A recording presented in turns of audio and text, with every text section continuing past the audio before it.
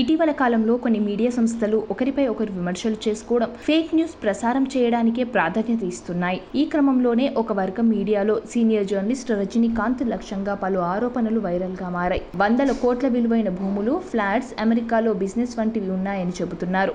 అయితే ఈ ఆరోపణలకు ఎలాంటి ఆధారాలు లేవు కాబట్టి ఇదంతా ఫేక్ ప్రచారం అని స్పష్టంగా అర్థమవుతుంది.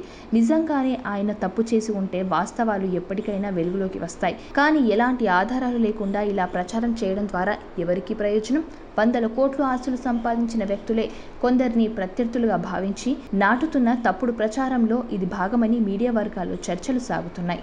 ఒకవేళ రజనీకాంత్ అక్రమాలకు పాల్పడి ఉంటే మేనేజ్మెంట్ ఊరుకునేదా?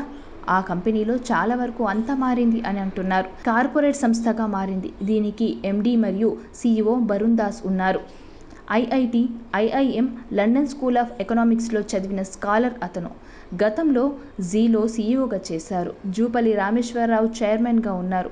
అక్కడ ఉద్యోగులు ఎవరైనా మేనేజ్మెంట్ నిర్ణయాలు అమలు చేయాల్సిందే.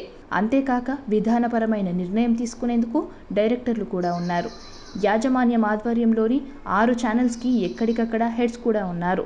వాళ్ళని కాదని ఒక్కలే నిర్ణయం తీసుకుని అమలు చేస్తారా? రాజకీయ పార్టీల దగ్గర డబ్బులు తీసుకుని వార్తలు ప్రచారం చేస్తున్నారని, ఛానల్స్ను రాజకీయ పార్టీలకు రజనీకాంత్ తాకట్టు పెట్టారని ఎవరో కథలు అల్లితే వాటిని నమ్మితే అసలు వాళ్లకు మీడియా గురించి తెలియదని అర్థం చేసుకోవాలి. ఇటీవల ప్రచారం జరుగుతున్న వార్తల ప్రకారం బీఆర్ఎస్ దగ్గర రజనీకాంత్ డబ్బులు తీసుకున్నారని రాశారు.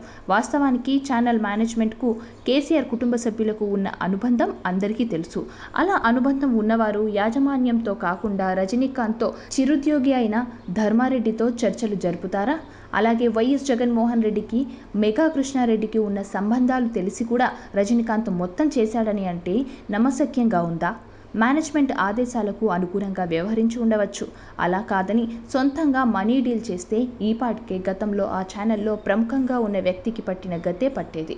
కంపెనీలో ఇష్టారాజ్యంగా డబ్బులు పంచిన అతనిపై ఈడీ కేసులున్నాయి. ఈడీ విచారించింది. ఇక డబ్బుల విషయంలో పక్కాగా ఉండే మై హోమ్ గ్రూప్ ఎవరిని వదలదు.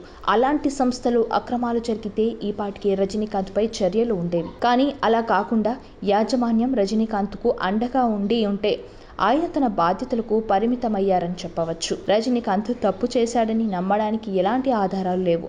నిజంగా రజనీకాంత్ తప్పు చేసి ఉంటే ఆధారాలు బయటపెట్టండి. రజనీకాంత్ విచ్చలవిడిగా సంపాదిస్తే కంపెనీ యాజమాన్యానికి సమస్య అవ్వాలి. వాళ్లకు లేని సమస్య గోల చేస్తున్న వాళ్లకు ఎందుకు వచ్చిందో ఆలోచించాలి. ఆధారాలు చూపిస్తేనే ప్రచారం చేసేవారి మాటలకు, రాతలకి విలువ ఉంటుందని సీనియర్ జర్నలిస్టులు స్పష్టం చేస్తున్నారు. సబ్స్క్రైబ్ చేయండి. Please do subscribe to. Please like, share and subscribe to top Telugu TV. Top Telugu TV.